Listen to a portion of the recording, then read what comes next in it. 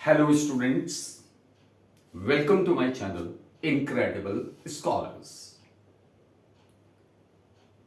अपने इस वीडियो में आपके साथ मैं डिस्कस करूंगा क्लास 12 मैक्रो इकोनॉमिक्स के टॉपिक टाइप्स ऑफ गुड्स को। इस टॉपिक को डिस्कस करने से पहले जरूरी है कि हम इस इंपॉर्टेंस को रियलाइज करें कि भाई हमको गुड्स का क्लासिफिकेशन किसी भी इकोनॉमी के अंदर क्यों जरूरी होता है। Actually this topic deals with the first unit, that is national income and its aggregates। जब आप नेशनल इनकम पढ़ते हैं तो नेशनल इनकम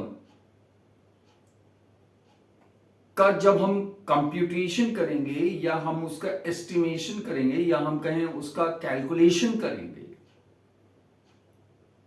तो उस समय यह बहुत जरूरी हो जाता है कि हमको गुड्स के बीच में एक क्लियर डिस्टिंक्शन पता हो, because all types of goods produced in the country they are not used for the purpose of computation or estimation of national income. When we do calculate the national income of any country, we only consider the value of final goods. अब एक layman के लिए, एक simple person के लिए goods तो goods है,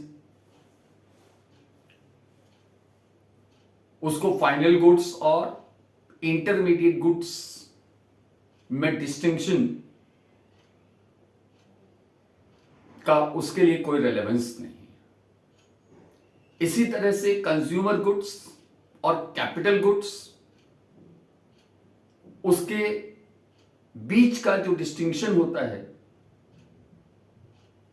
उससे भी एक लेमैन, एक कॉमन मैन का कोई मतलब नहीं। उसके लिए गुड्स गुड्स हैं। लेकिन जब हम बात करते हैं एन इकोनॉमिस्ट और as a student of economics, we must know, we must learn a clear distinction between the final goods and intermediate goods, consumer goods and the capital goods. Otherwise, when we go for computation or the estimation of the national income of any country, we may mislead, हम क्या कर जाएंगे, mislead कर जाएंगे। तो शुरुआत करते हैं types of goods. Types of goods, किसी भी इकोनॉमी के अंदर जो भी हमारी गुड्स का प्रोडक्शन होता है, क्यों किया जाता है गुड्स का production? Basically for the satisfaction of human wants. Human wants को सेटिस्फाई करने के लिए, उसकी जरूरतों को पूरा करने के लिए गुड्स का प्रोडक्शन होता है। ये सारी जो गुड्स होती हैं, इनको हम दो कैटेगरी में डिवाइड करते हैं एट फर्स्ट। पहली कैटेगरी होती है जिसको हम कहते हैं final goods,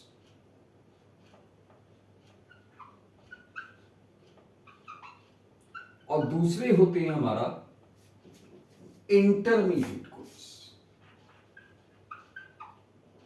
intermediate goods.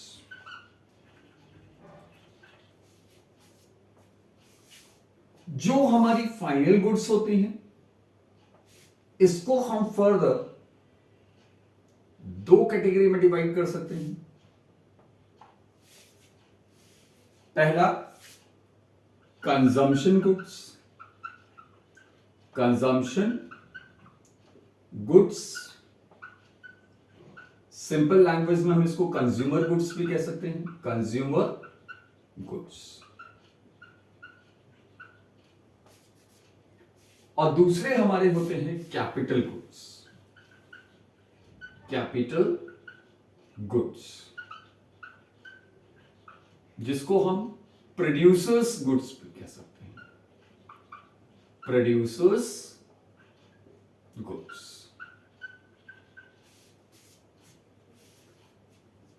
Consumption goods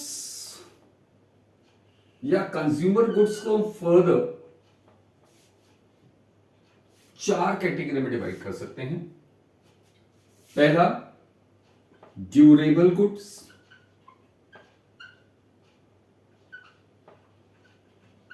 दूसरा semi durable goods.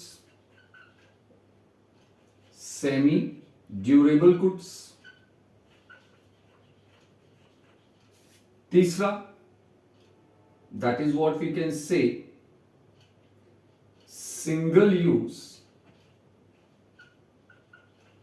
Consumption goods.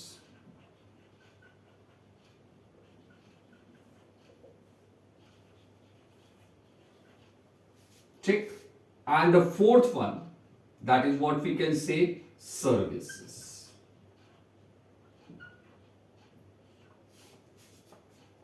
ठीक। So this is what you can say the classification of goods या टाइप्स ऑफ गुड्स।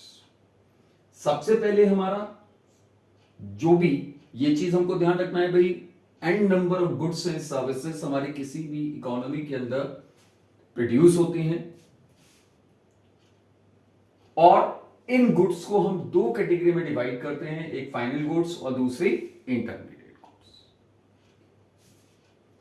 जब हम फाइनल गुड्स पर आते हैं तो दो तरह की, कंजम्पशन गुड्स जिनको हम कंज्यूमर गुड्स भी कह सकते हैं, और दूसरा कैपिटल गुड्स जिनको हम प्रोड्यूसर्स गुड्स भी कह सकते हैं। और जो हमारी कंजम्पशन गुड्स होती हैं ये भी हमारा चार कैटेगरी में डिवाइड करते हैं, durable goods, semi durable goods, single use consumption goods and services. ठीक है। So let us discuss about the distinction between final goods and the intermediate goods. इन दोनों, यानी कि जो हमारी फाइनल गुड्स होती हैं, इंटरमीडिएट जो गुड्स होती हैं, इनके बीच में क्या डिफरेंस है, हाउ कैन वी आइडेंटिफाई। तो जब भी हम फाइनल गुड्स और इंटरमीडिएट गुड्स के डिस्टिंक्शन को सीखेंगे, या जब भी हमें आइडेंटिफाई करना है कि कौन सी गुड्स इंटरमीडिएट गुड है और कौन सी फाइनल गुड है, तो इसका सबसे अच्छा तरीका यह होता है कि हम उसके एंड यूज को देखें। क्योंकि हमको ध्यान रखना है कि the same good can be a final good as well as intermediate good. As such हमारा गुड्स के बीच में कोई डिस्टिंक्शन नहीं होता, और इसलिए मैंने कहा एक कॉमन पर्सन के लिए गुड्स के बीच में डिफरेंशिएट करना इनएप्रोप्रिएट है। ठीक है। क्योंकि सेम गुड की जब हम बात कर रहे हैं, एक ही good, suppose you can take the example of milk. अब milk, it could be an intermediate good as well as a final good. ये डिपेंड करता है इसके एंड यूज पर। सिमिलरली अ कार, ये हमारा इंटरमीडिएट गुड भी हो सकती है और फाइनल गुड भी हो सकती You can take the example of anything, any of the object, any of the good. It can be used in both ways. ठीक है, इसको आप इंटरमीडिएट गुड्स भी कह सकते हो और फाइनल गुड्स। और ये जो डिपेंड करता है कि कोई गुड हमारी फाइनल गुड होगी या इंटरमीडिएट गुड्स होगी, ये डिपेंड करेगा उसके एंड यूज पर। तो चलिए हम लोग डिस्कस करते हैं। First of all, final goods. Final goods, these are the goods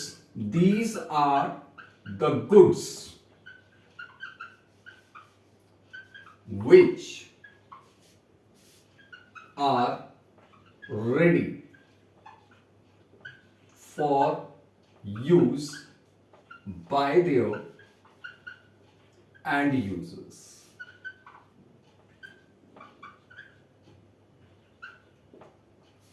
ठीक है, ये हमारी वो गुड्स होती हैं जो उनके एंड यूजर्स के यूज के लिए, उनकी वांट्स के सेटिस्फैक्शन के लिए अवेलेबल होती है, रेडी होती है। Intermediate goods on the other hand, these goods are not available या not ready for, not ready to be used, not ready for use by their end users.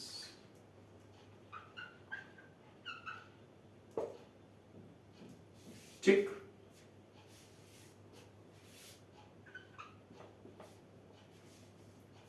ये जो हमारी फाइनल गुड्स होते हैं, they are not used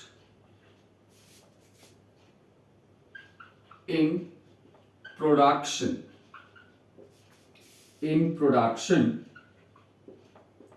of other goods, यानी कि इनको दूसरे गुड्स के प्रोडक्शन में यूज नहीं किया जाता। जबकि intermediate goods, these goods are used in production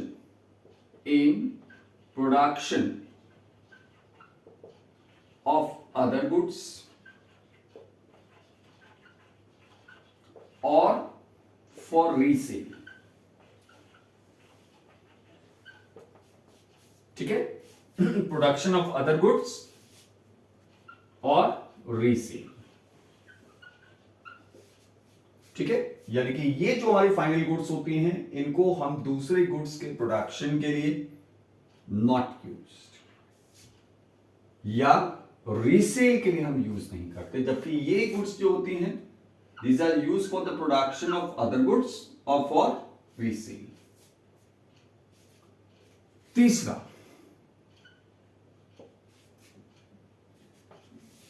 no value addition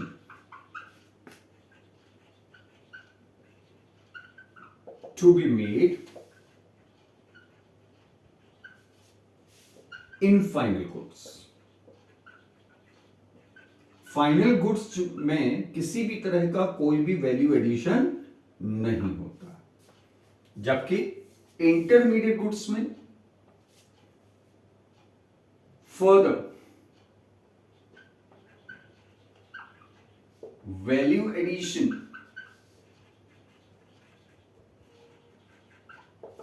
is done in intermediate goods. इसमें क्या होता है, वैल्यू एडिशन होता है, further value addition.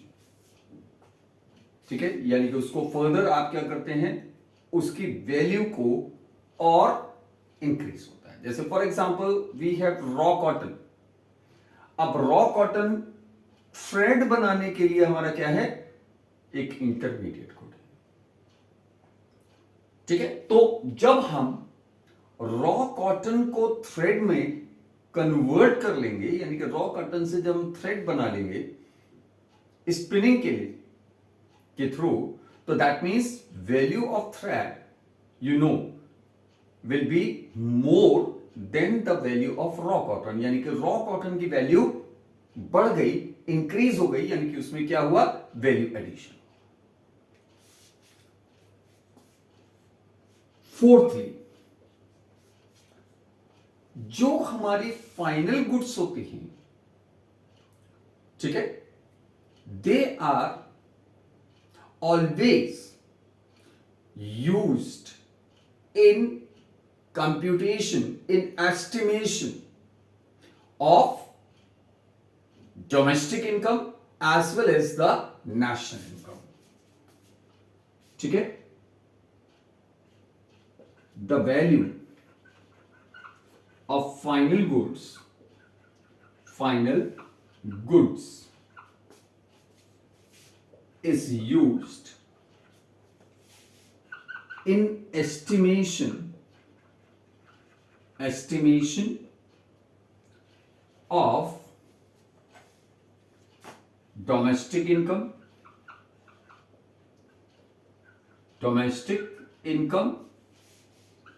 as well as national income, ठीक है, तो इसको हम डोमेस्टिक इनकम में भी और नेशनल इनकम में भी क्या करते हैं, इसकी वैल्यू को, वैल्यू ऑफ फाइनल गुड्स, इसको हम यूज करते हैं किसमें, डोमेस्टिक इनकम को कैलकुलेट करने में और नेशनल इनकम को कैलकुलेट करने में। जो इंटरमीडिएट गुड्स होती हैं, ठीक है, their value is not used in estimation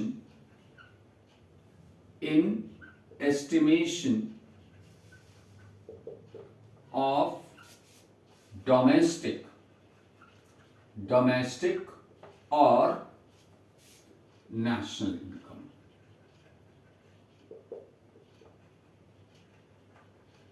ठीक है, यानी कि इसके जो वैल्यू होती है किसकी, इंटरमीडिएट गुड्स की, उसको ना तो हम डोमेस्टिक इनकम के और ना ही नेशनल इनकम के, दोनों में से किसी की भी एस्टिमेशन के लिए हम इंटरमीडिएट गुड्स की वैल्यू को यूज नहीं करते, ठीक है। तो these are some of the important distinctions. ये वो गुड्स हैं जो हमारे, जो भी इसके एंड यूजर्स होते हैं उनके यूज के लिए अवेलेबल होती हैं। ये एंड यूजर्स के यूज के लिए अभी यूज नहीं होती है, नहीं अवेलेबल होती है, रेडी नहीं होती। They are not use in production of other goods और फॉर रीसेल, लेकिन ये हमारे production of other goods as well as for resale, इनको यूज किया जाता है इंटरमीडिएट गुड्स, ठीक है। You can take the example of suppose a car. If the car is purchased by a household, ठीक है, अगर मैं अपने लिए कार लेकर आता हूं अपने घर के लिए, तो that is a final good, ठीक है, क्योंकि मैं ही इसको यूज करूंगा अपने यूज के लिए। It is not meant for resale, ठीक है, तो ये मेरा हमारा क्या हो गया, इंटरमीडिएट गुड्स, ठीक। अगर मैं इसको रीसेल के लिए लेकर आता हूं, suppose I am instead of using the car for myself, I bought the car. Suppose I am a car dealer और मैं जो है कार खरीदता हूं, मेरे कार एजेंसी है, तो मैं किस लिए खरीदूंगा, सेल पर्पस के लिए। एक शॉपकीपर, एक स्टेशनर्स जो है, स्टेशनरी शॉप वाला जो है, स्टेशनर अगर स्टेशनरी आइटम को खरीदता है, that is meant for the resale and that is why that is an intermediate good. लेकिन जब हम स्टेशनरी खरीदेंगे तो वो क्या होगा, फाइनल गुड, ठीक है। इसी तरह मिल्क जब हम घर पर खरीदेंगे, घर के लिए, अपने घर के यूज के लिए, इट इज फाइनल गुड। लेकिन जब वही milk it is purchased bye a sweet seller, तो वो किस लिए खरीदेगा? मिठाई बनाने के लिए। तो it would be an intermediate. ठीक है, तो यही हमारा क्या होता है? Value addition. भाई जब हम किसी चीज को रीसेल करेंगे तो वो हमारा क्या हो गया? Value addition. ठीक है, या हम किसी चीज से और उसमें चेंजेस करके, उसमें मैन्युफैक्चरिंग के थ्रू, ठीक है, हम क्या करते हैं? किसी दूसरी चीज का प्रोडक्शन करते हैं। For example, I purchase the wood, ठीक है, and made table and sold in the market. तो वुड जो मैंने खरीदा वो मेरी क्या थी? एक इंटरमीडिएट गुड थी, क्योंकि उससे मैंने टेबल बनाया तो उसकी वैल्यू क्या हो गई? वुड की इंक्रीज हुई, यानी कि वैल्यू एडिशन हुआ। तो ध्यान रखना है, जो हमारा प्रोडक्शन प्रोसेस होता है वो हमारा एक वैल्यू एडिशन प्रोसेस होता है, राइट? इसी तरह से तो यहां पर हमारा कोई भी वैल्यू एडिशन नहीं होगा, वहां वैल्यू एडिशन होगा। ठीक है, इस केस में जो हमारी वैल्यू होती है फाइनल गुड्स की, इसको हम यूज करते हैं किसका? Domestic income as well as national income के कंप्यूटेशन के लिए, एस्टिमेशन के लिए। और इसको हम ना तो नेशनल इनकम में यूज करते हैं और ना ही डोमेस्टिक इनकम में। ठीक है, ये जो हमारे फाइनल गुड्स होते हैं, हम एक तरह से ये भी कह सकते हैं they are out of the boundary of production process. ये हमारे प्रोडक्शन प्रोसेस की बाउंड्री के बाहर होती है। प्रोडक्शन कंप्लीट हो गया, अब इसमें कोई भी वैल्यू एडिशन नहीं होगा। ठीक है, प्रोडक्शन प्रोसेस खत्म हो जाए।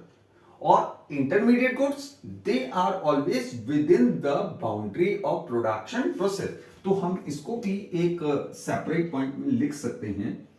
ठीक है, these goods are out of the boundary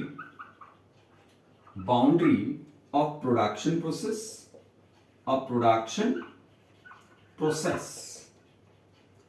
ठीक है, और ये हमारा क्या है? these goods are within the boundary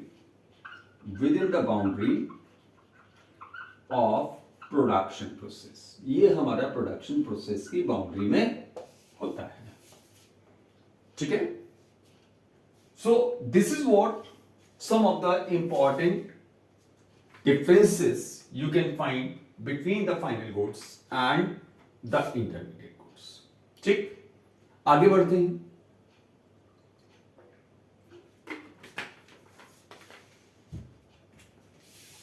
late us move further.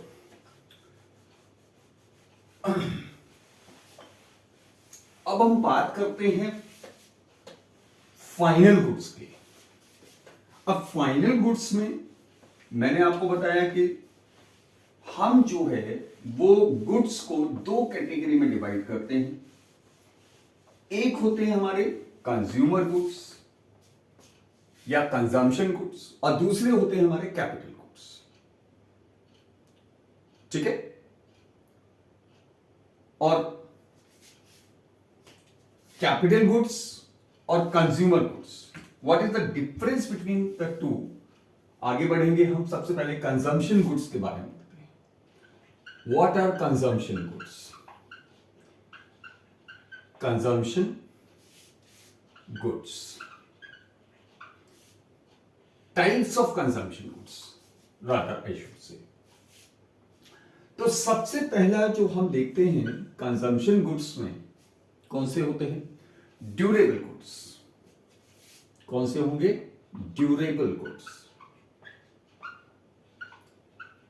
Durable goods हमारे वो गुड्स होते हैं जिनको कई सालों तक यूज किया जा सकता है। That means the goods which can be use for many years.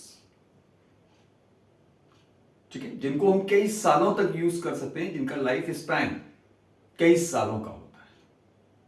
ठीक है, so goods which can be which can be used for many years. ठीक है। अब जब हम इनको कई सालों तक यूज कर सकते हैं तो let us see the example. I think very familiar examples होते हैं। ठीक है, आप देखो आपके घर में फर्नीचर, ठीक है, एलईडी, योर फ्रिज, रेफ्रिजरेटर, ठीक है, your AC, your motorbike, your car, etc. These are some of the examples of durable goods जिसको हम कई सालों तक यूज कर सकते हैं। ठीक है, तो ड्यूरेबल गुड्स हमारे वो गुड्स होंगे जिनका लाइफ स्पैन जो होता है वो कई सालों का होता है। दूसरे जो हमारे होते हैं they are semi durable goods. Semi durable goods. अब ये सेमी ड्यूरेबल गुड्स क्या होते हैं? जिनका लाइफ स्पैन 1 या 2 साल का होता है। 1 या 2 साल, ठीक है। यानी कि ये ड्यूरेबल गुड्स की तरह से कई सालों तक यूज नहीं कर सकते हैं आप उसको, मैक्सिमम 1 या 2 साल, ठीक है। सो गुड्स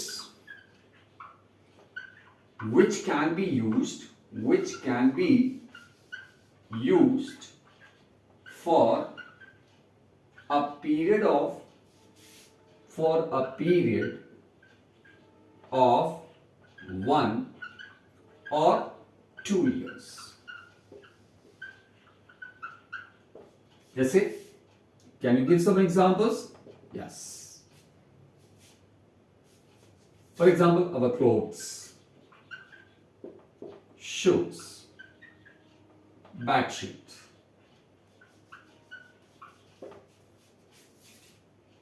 है ना, towels, curtains, है ना, एक्सेट्रा। ये सारे जो हमारे इस तरह के जो गुड्स हैं इनको आप मैक्सिमम 1 या 2 सालों तक आप यूज करते हैं and then they are to be changed। Third one, जिनको हम कहते हैं non durable goods. Non durable goods, इनको आप सिंगल यूज कंज्यूमर गुड्स भी कह सकते हैं। Consumer goods. अब चूंकि ये हमारे सिंगल यूज कंज्यूमर गुड्स हैं, नॉन ड्यूरेबल गुड्स हैं, तो यू कैन जस्ट अंडरस्टैंड कि इनका जो लाइफ स्पैन होता है वो बहुत शॉर्ट होता है। They can be used only for once, ठीक है। Goods which can be used only for once, ठीक है, and are not available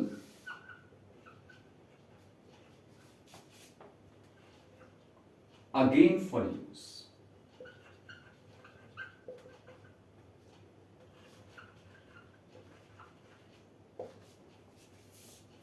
ठीक है, एक बार आपने यूज कर लिया, खत्म हो गया। जैसे फॉर एग्जाम्पल मिल्क, ठीक है, जितने भी हमारे ईटेबल आइटम्स होते हैं, bread, butter, petrol, LPG etcetera, ये सब हमारे क्या है? Single use. एक बार आपने यूज किया, खत्म। They can not be used again and again. Another one, they are the services. ठीक है, सर्विसेज हमारे क्या होते हैं, बेसिकली इनटेंजिबल गुड्स होते हैं जिनको हम टच नहीं कर सकते. ठीक है, and they are required by us for the direct satisfaction of our wants. वो डायरेक्टली हमारे वांट्स को सेटिस्फाई करते हैं. तो सर्विसेज आर नॉन टेंजिबल, या हम कहें intangible goods used for satisfaction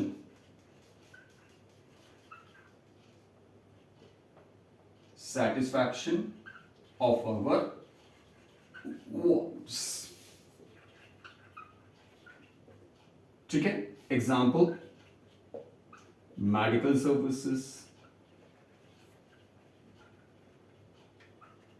ठीक है, एजुकेशन सर्विसेज,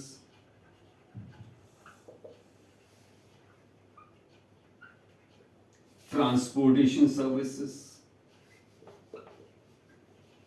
अब ट्रांसपोर्टेशन सर्विसेज या मेडिकल सर्विसेज में आप ये मत कह देना कि भाई हम जो है, या एजुकेशन सर्विस में हम स्कूल को तो टच कर सकते हैं, लेकिन जो आपकी एजुकेशन है, can you see that education?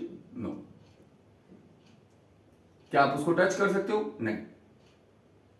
Medical services, आप अपने बेड, जो भी पेशेंट है वो अपने बेड को टच कर सकता है, मेडिसिन को टच कर सकता है, डॉक्टर को टच कर सकता है, लेकिन जो वो सर्विसेज जो प्रोवाइड कर रहा है उसको वो टच नहीं कर सकता.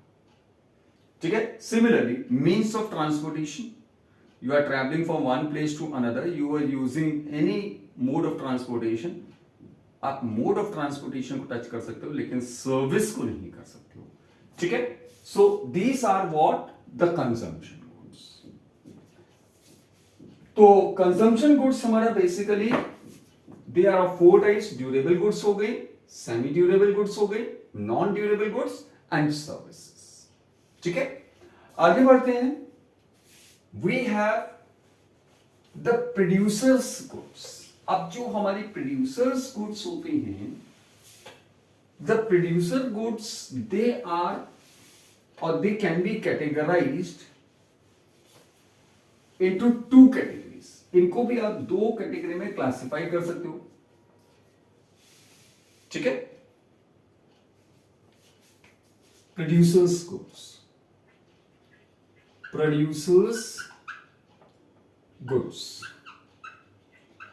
अब जो हमारे प्रोड्यूसर्स गुड्स होंगे, पहला हमारा हो गया सिंगल यूज प्रोड्यूसर्स गुड्स. ठीक है, सिंगल यूज प्रोड्यूसर्स गुड्स. ठीक है, इसको आप एज अ रॉ मटेरियल कह सकते हो, आप इसको इंटरमीडिएट गुड्स भी कह सकते हो. ठीक है, यूज्ड सिंगली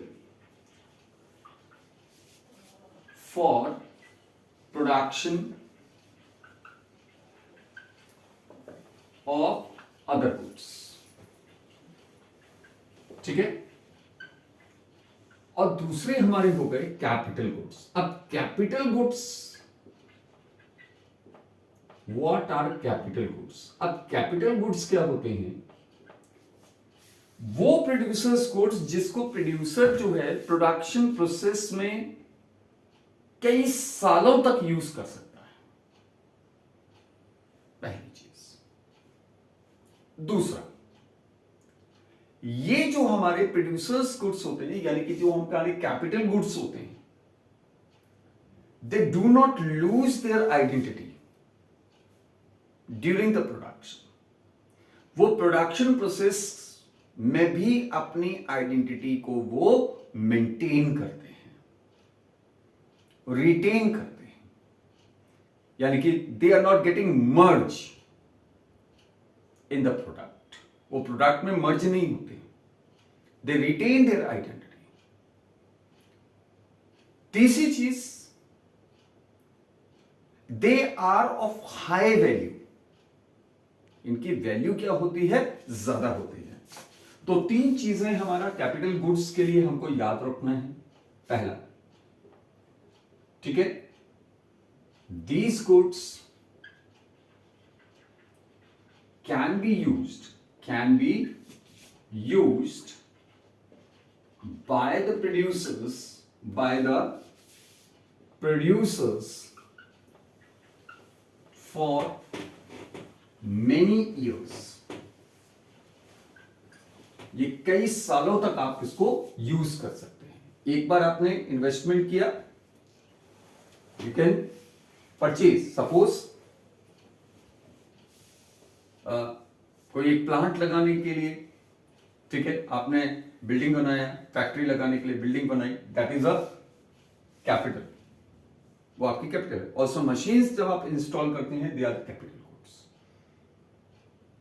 ठीक है, आगे बढ़ते हैं। पहली चीज हमारी क्या हो गई कि जो हमारे कैपिटल गुड्स होते हैं, ठीक है, ये हमारे वो गुड्स होते हैं जिनको प्रोड्यूसर्स जो हैं वो कई सालों तक यूज कर सकते हैं। दूसरी चीज, these goods retain their identity during the production process. ये प्रोडक्शन प्रोसेस में अपनी आइडेंटिटी को रिटेन करते हैं, रिटेन देयर आइडेंटिटीज। ठीक है, तीसरी चीज, these goods are of high value. ये जो हमारी गुड्स होती हैं, इनकी वैल्यू बहुत ज्यादा होती है, इनकी वैल्यू बहुत ज्यादा होती है, are of high value and require huge investment.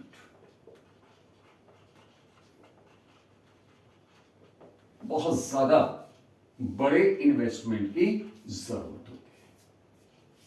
ठीक है, so these are some of the distinction between, sorry, this is what you can say some of the basic features of the capital goods। ठीक है, अब क्या हम consumer goods और consumption goods के बीच में डिस्टिंक्शन कर सकते हैं? Yes, we can do. लेकिन उससे पहले एक चीज हमको याद रखना है कि all capital goods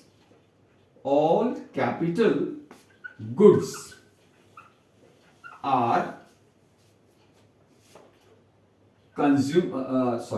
producers goods, but all producers goods are not capital goods।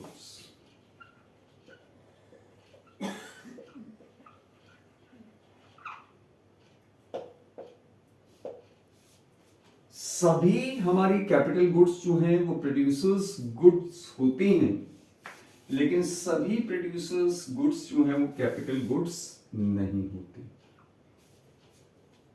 What does this mean? भाई, जो हमारी कैपिटल गुड्स होंगी, obviously they are used in the production process for many years. ठीक है, but we do find that there are some producers goods, ठीक है, which are falling in the category of single use producers goods।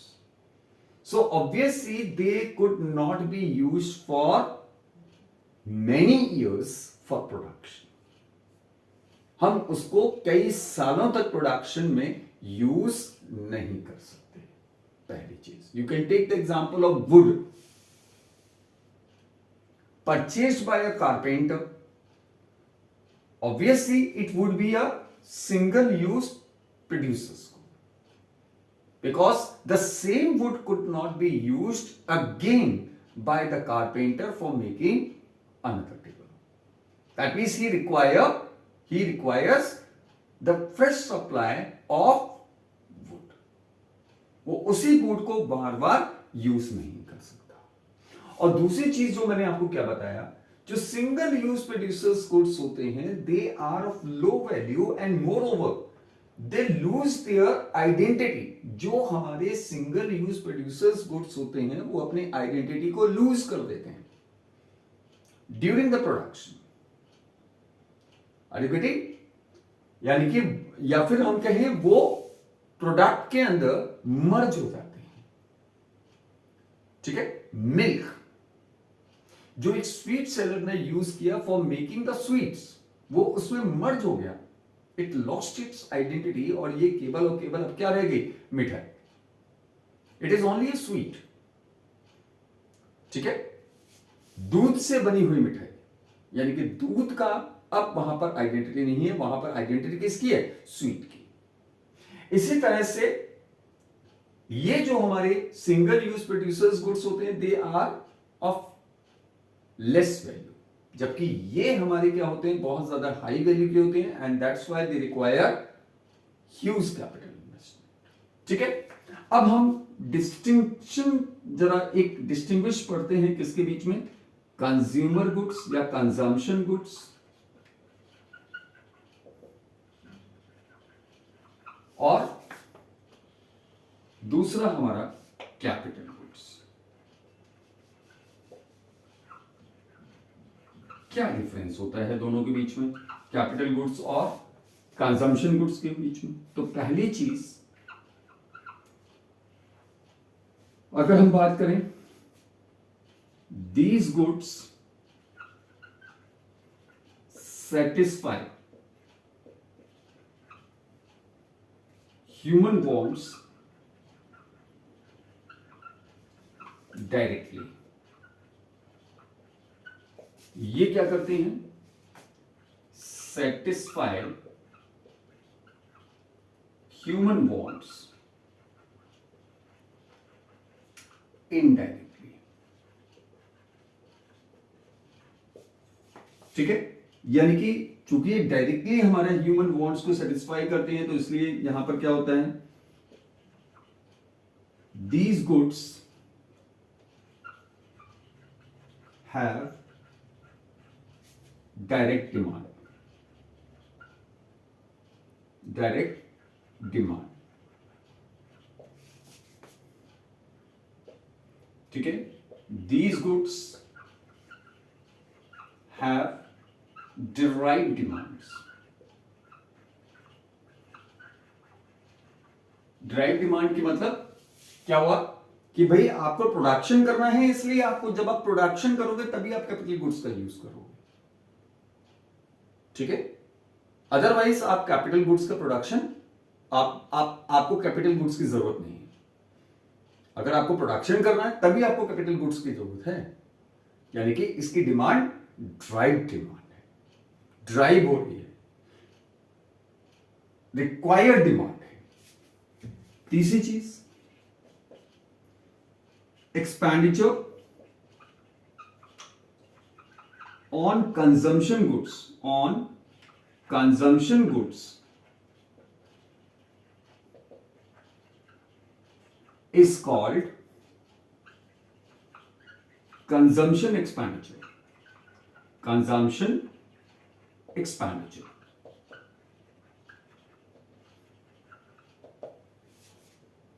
ये expenditure on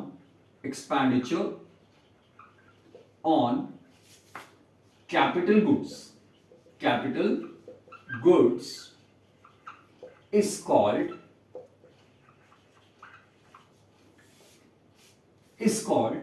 investment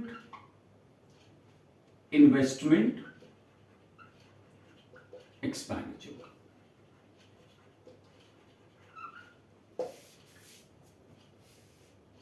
ठीक है, चौथी चीज more production,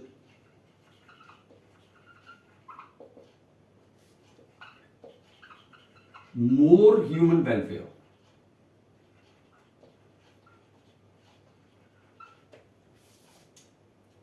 ठीक है, यहां पर मोर प्रोडक्शन,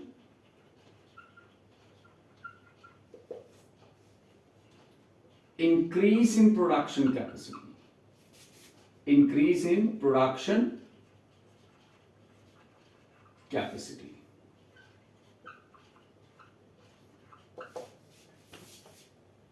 ठीक है, यानी कि अगर हमारा कंजम्पशन गुड्स का प्रोडक्शन ज्यादा होता है तो हमारा सेटिस्फैक्शन लेवल भी ज्यादा होगा, बढ़ेगा, और अल्टीमेटली हमारा ह्यूमन वेलफेयर भी इंक्रीज होगा। और ये जब हमारा प्रोडक्शन इंक्रीज होगा तो आपकी कंट्री की प्रोडक्शन कैपेसिटी भी इंक्रीज होगी।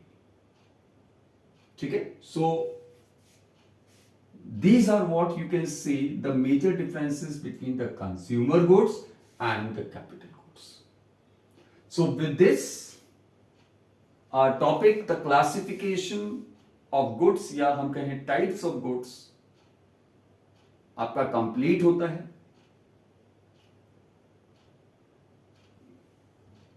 I hope that you will be able to understand the topic in a proper way. बहुत अच्छे से आपको ये टॉपिक समझ में भी आएगा। Go through the topic thoroughly because this is very important. ये आपका नेशनल इनकम का जो यूनिट है उसकी शुरुआत है, एंड अगर हम शुरुआत से अपना शुरुआत को फाउंडेशन को अच्छे से करके चलेंगे तो obviously we will be able to have good score in our exams. हमारा कंसेप्ट भी क्लियर होगा और हम एग्जाम में अच्छा स्कोर भी कर पाएंगे। ठीक है, तो just go through the video. ठीक है, if you like the video please comment and subscribe my channel Incredible Scholars. Thank you and have a cheerful learning ahead.